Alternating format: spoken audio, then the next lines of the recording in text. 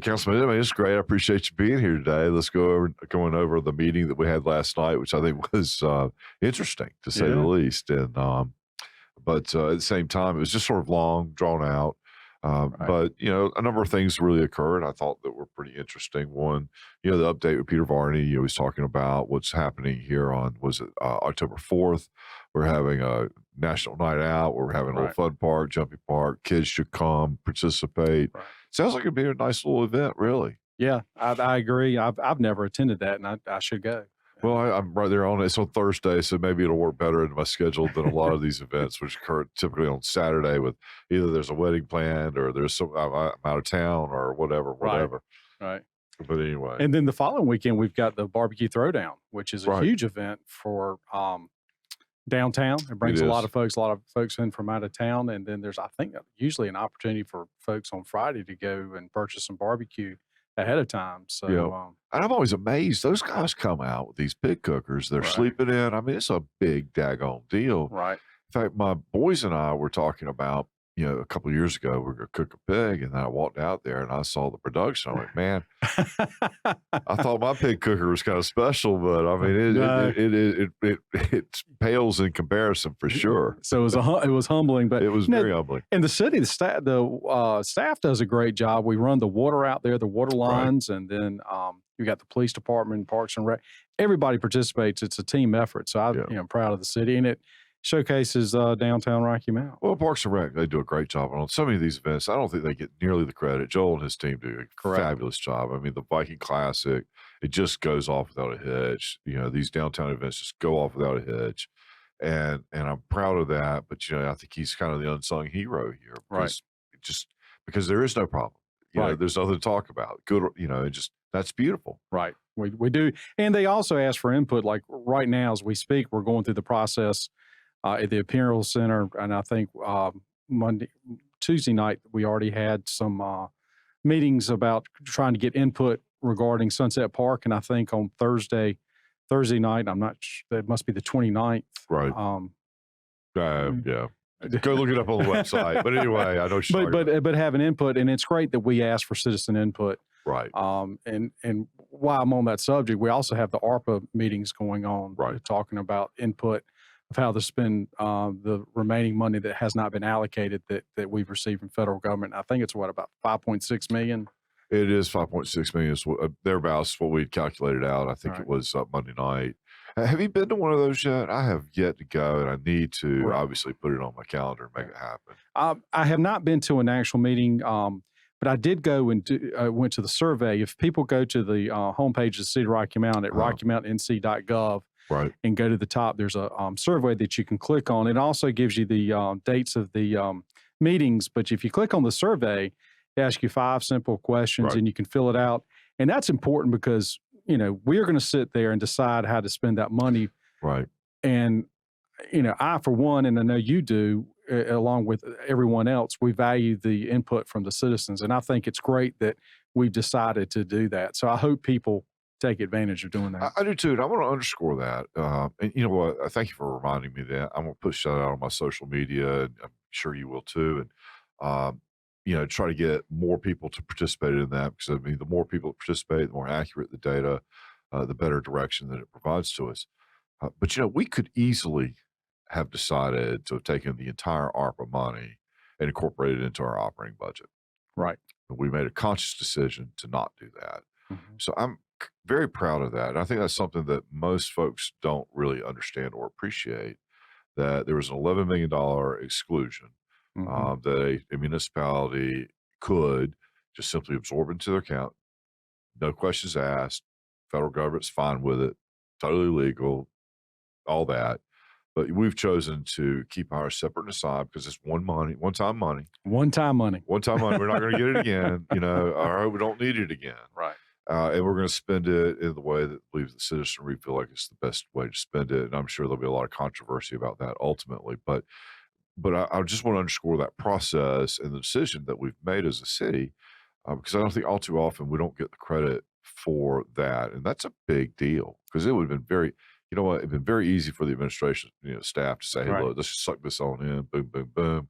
We'll get some of these things done, and let's just not even talk about it. Right. So again, want to underscore that. We did get an award from the electric cities for our public utilities. They do a fantastic job, and I don't think they get the credit they deserve a lot of times. And I mean, what you typically hear is that our utility bills are too high.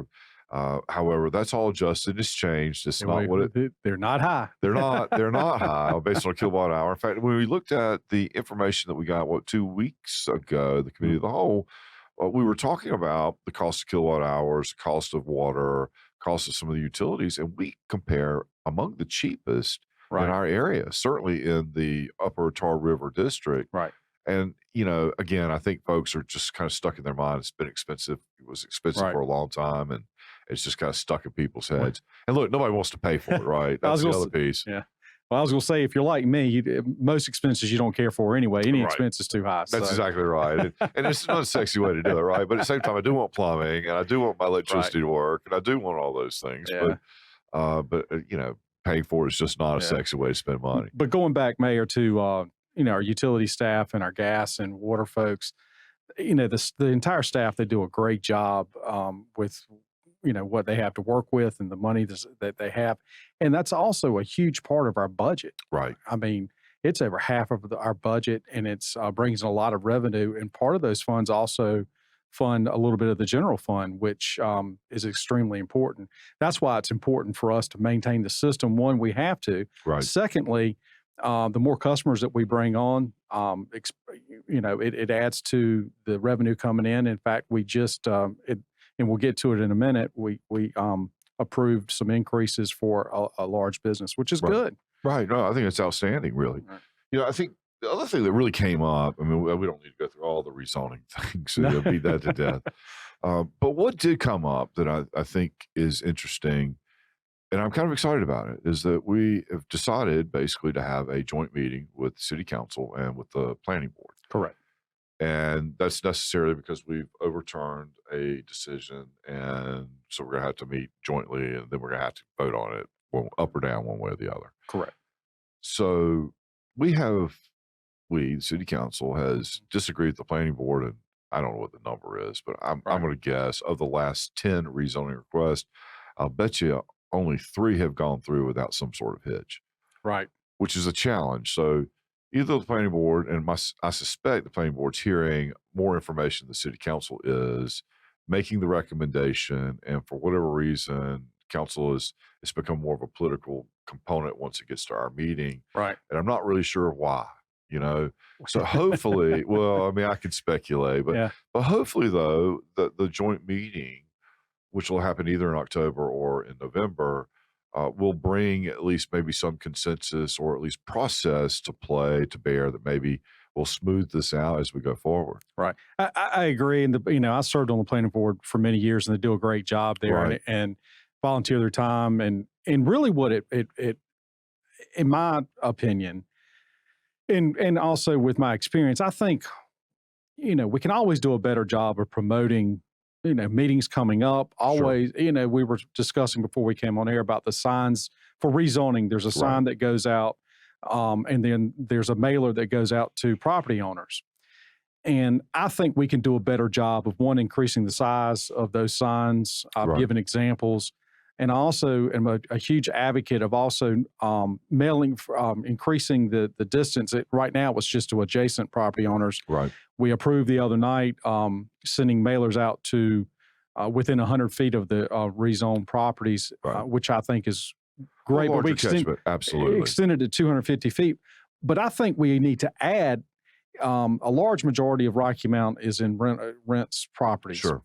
And so not just the property owner, but to the people who either lease or rent that property need to receive information on that as well. So what I think we're getting at the city council is people who have questions about what's being rezoned or concerns, and they're not going to the planning board meeting. Right. So the sausage is not made at the planning board. It's being made at the city council meeting, and really it's designed to be made at this planning board. Well, it should be. Look, we've got a comprehensive plan where we've mapped out the city and said these are basically where we want industrial things. This is where we want high density of populations. This is where we want single family residences. This is where we want to define as commercial corridors. I mean, that's done. It's in a plan. And so the planning board's job is to make sure that plan is enforced when people come before them, because you can't know everything. So there's a need to rezone from time to time, and it makes sense. But is it consistent with the plan? Is it consistent with what we're trying to do in terms of traffic densities, the types of things that are being sold or Hmm. promoted within certain areas of the city? And so, in my mind, I think we ought to be trusting the planning board a whole lot more than what we're doing, um, unless somebody can demonstrate why the planning board's not doing their job, in which case we just need to replace them.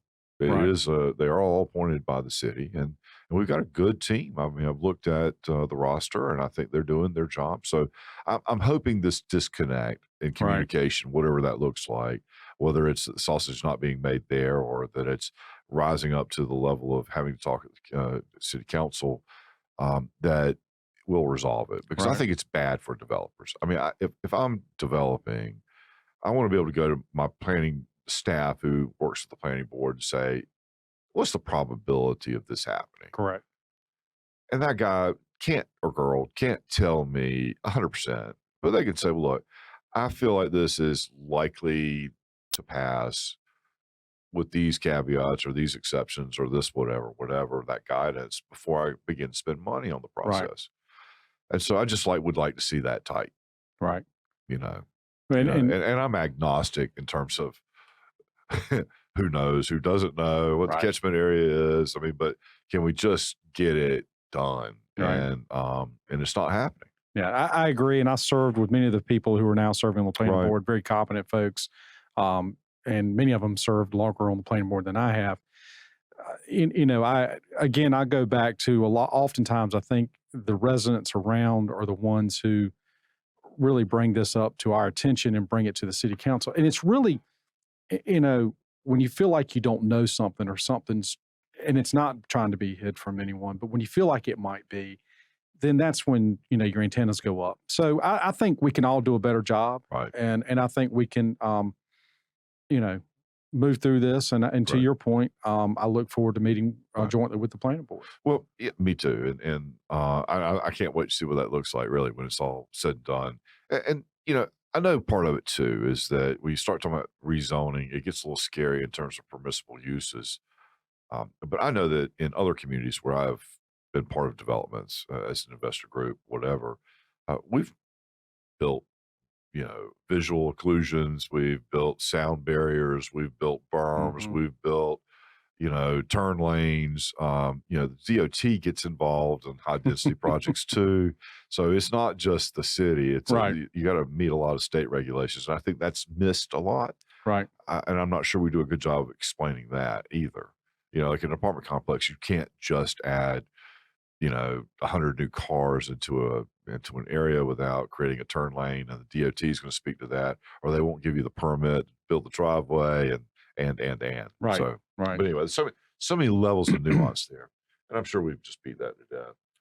Other things that really occurred. What kind of stuck out to you? I mean, for me, it looked kind of pretty standard stuff. We did get a new business that wanted to increase uh, their service Right. electrically, and I'm delighted at that. That's revenue for the city is a good thing. It is a great thing, and they just moved to the city within, I think, in the past two years. They And did, and the other thing is that they weren't recruited. They just kind of decided this was a good location logistically. They found right. the spot, they executed, and they're here. And it's one of the few businesses that have moved here in the last couple of years. I think that really should be celebrated. Right. Well, it's frozen foods, and it's going to add about $150,000 extra to our utility. Right. And they're trucking, so that also increases the jobs, both That's in right. distribution center and trucking jobs are that's really a good paying job. So Typically is. We need more commercial truck drivers though. oh, we do. Yes, we do, You sir. you have a CDL, don't you? Yeah, but you don't want me driving. If I'm driving, everybody needs to clear the roadways. Hey, that's fine. I don't care. I don't plan to drive. So there you go. uh, Anyway, so other than that, let's see. We talked about well, really everything else is just kind of just sort of general stuff. Unless right. anything came to mind, we did interview a city manager candidate. We'll come back to the meeting, But Right. we did interview a city candidate. We can't talk a whole lot about it, but I'll tell you this: I was well pleased with the candidate. I felt really good after going through that interview process, and Right. everybody was engaged. I thought it was a respectful interview. I thought that the individual was competent, capable, Right. and seemed interested in coming to Rocky Mount. So um, I think that we ought to be able to share at least that much. And Right. we've got a couple more lined up this week, and we'll hopefully get to a short list so we can start bringing some people in to interview and in a face-to-face kind of manner. But what was your sort of take on that? And I share your sentiments, and you're correct. We can't give too much Right. information, but I was impressed, and I think just looking at the resumes that we do have in front of us, I mean, just on paper, I think all the candidates we have are very qualified. And again, you just don't know until you go through the interview process. And let's be honest, you really don't know until someone gets here. Right.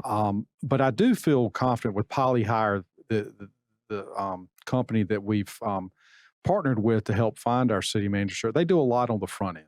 Right. And I'm extremely pleased with our interaction with them, and I feel confident that they're bringing some quality candidates. And I think ultimately we'll find someone that will fit Rocky Mount well, and I just look forward to the rest of the process. Well, me too. And I looked at the resumes, and they all looked competent and capable, no question about it. But there was nobody that really stood out. I was like, wow. And then sort of, but that was where that interview process kind of Right. changed it for me. Like, okay, Right. this individual gets it. Right. They've done it, and so that's where, the bubble went off, Right. So anyway, I'm very excited that we have 5 candidates that I think all are capable and competent, and ask God every night we have the wisdom to pick the right one, because that's going to set the trend and the place for the city of Rocky Mount for the next 20 years. Yeah, I agree, Mayor, and I've said it, I believe, on this show, maybe not with you, but I think with Councilman Walker, TJ Walker. We got 2 Walkers. That's right. But that's probably the most important decision that we're going to make, at least in the short term of our tenures on the city council and as mayor. And I will, the obvious is you don't have a vote in this, but you play a very important role because you're there in the process, and we all have open discussions. Right. And me, for one, and I truly mean this, with your business experience, I think it brings a lot to the table, and I appreciate and thankful that you're in there with us. Well, thank you. I appreciate that, and I've enjoyed being part of that. This is what I feel like is part of my wheelhouse, and Oh, it is.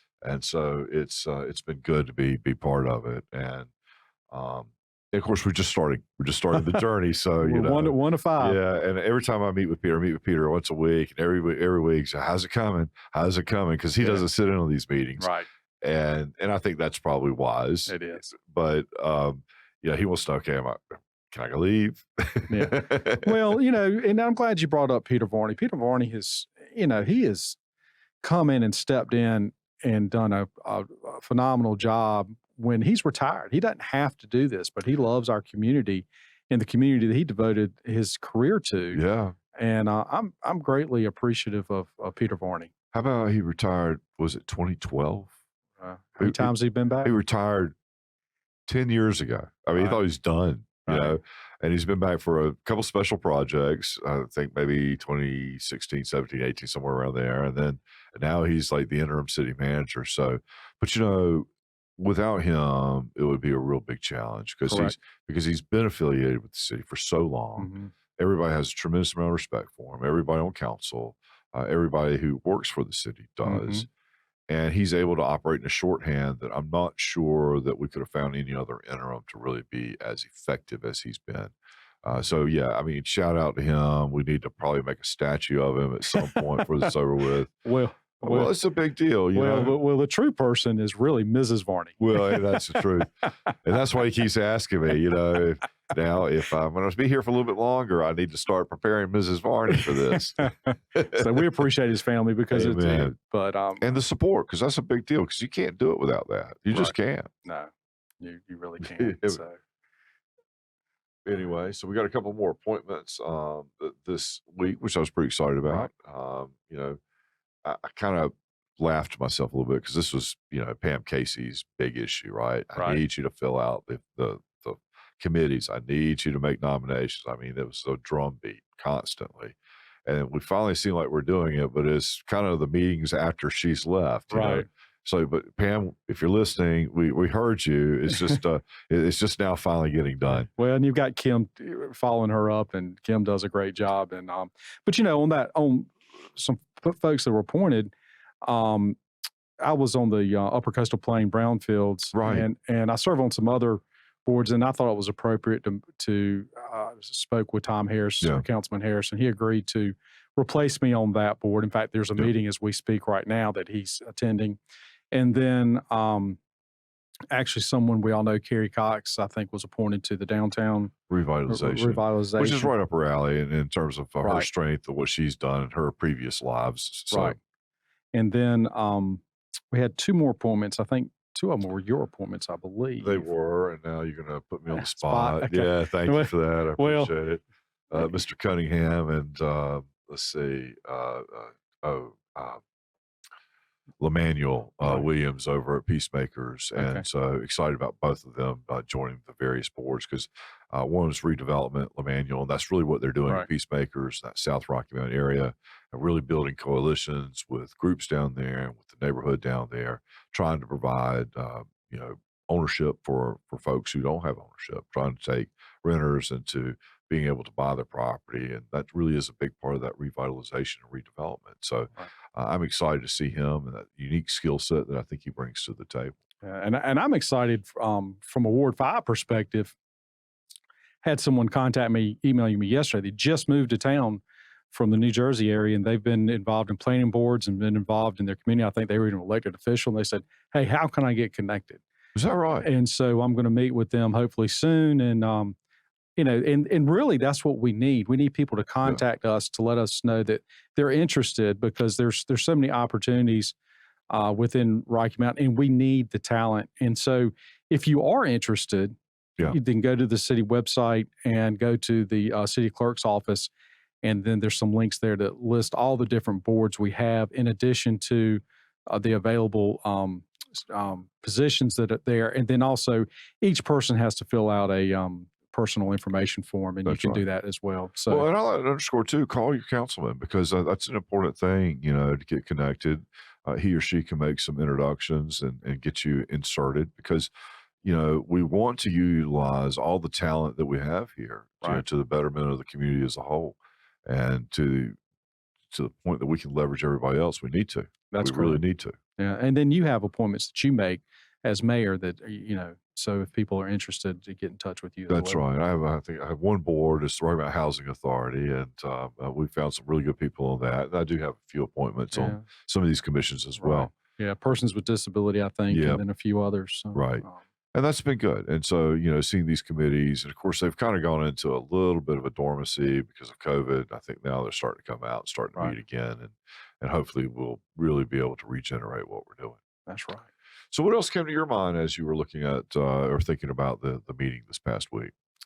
I think there was a lot of things that it wasn't an exciting meeting, so to speak, but it was a lot of things that government were bound to do. And even with some of this ARPA money, we had approved several federal guidelines, such as conflict of interest and things of that nature. And it's just, the mundane, but it is the stuff that makes things happen, and the sausage is made. So, but they're important things. Yeah.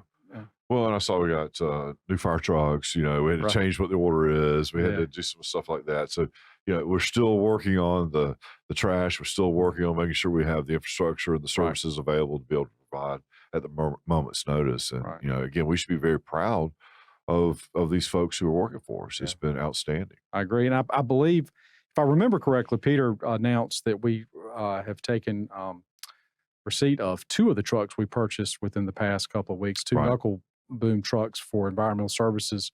And we all know that's been a pain point for a while. It has. Well, man, I appreciate you coming. This has been good. And till next time. All right, Mayor. Thank you. I appreciate it. You take care. You too.